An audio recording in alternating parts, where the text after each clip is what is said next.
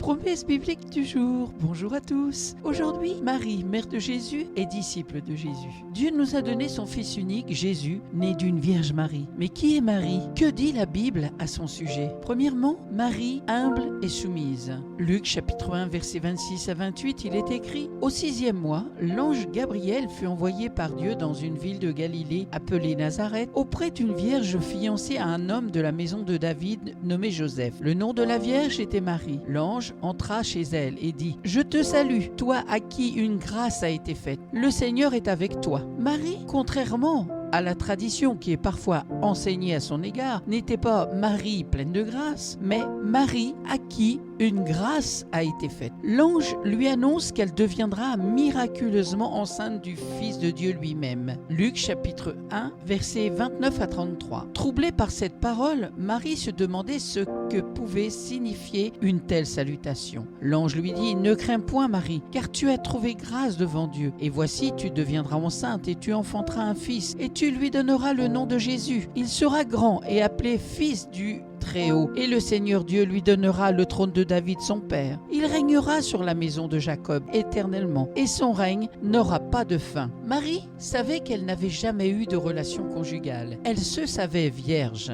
Luc chapitre 1, versets 34 à 37. Marie dit à l'ange: Comment cela se fera-t-il, puisque je ne connais point d'homme? L'ange lui répondit: Le Saint-Esprit viendra sur toi, et la puissance du Très-Haut te couvrira de son ombre. C'est pourquoi le Saint-Enfant qui naîtra de toi sera appelé Fils de Dieu. Voici, Élisabeth, ta parente, a conçu, elle aussi, un fils en sa vieillesse. Et celle qui était appelée stérile est dans son 6e mois, car rien n'est impossible à Dieu. Marie se soumet humblement la volonté de Dieu à son égard. Luc chapitre 1, verset 38, Marie dit: Je suis la servante du Seigneur, qu'il me soit fait selon ta parole. Et l'ange la quitta. On voit aussi dans la Bible qu'elle était humblement soumise à la loi, la révélation que Dieu avait donnée aux prophètes dans l'Ancien Testament. Elle était fiancée à un homme de bien. C'est dans Matthieu chapitre 1, verset 21, pour qui elle se gardait vierge jusqu'au mariage. Quand elle a mis au monde son premier-né, Jésus, elle et Joseph ont fait ce qui était prescrit dans la loi, le faire circoncire. Luc chapitre 2, verset 22. On voit aussi l'humilité de Marie en ce qu'elle se reconnaissait pécheresse face à la loi de Dieu, ayant besoin d'un sauveur, comme le promettait la loi, devant laquelle elle était coupable. Elle manifeste cette humilité et sa foi dans ce qui est appelé le Magnificat de Marie. C'est dans Luc chapitre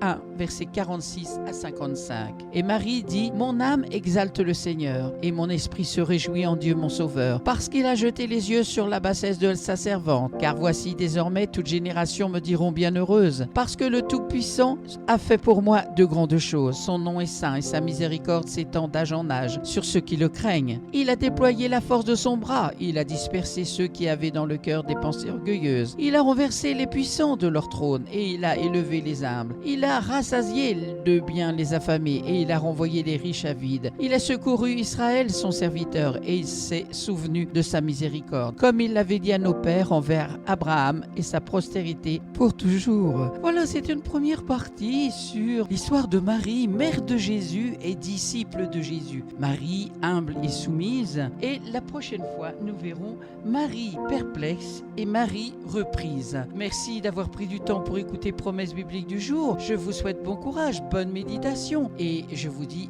à très bientôt. Soyez abondamment bénis. Amen.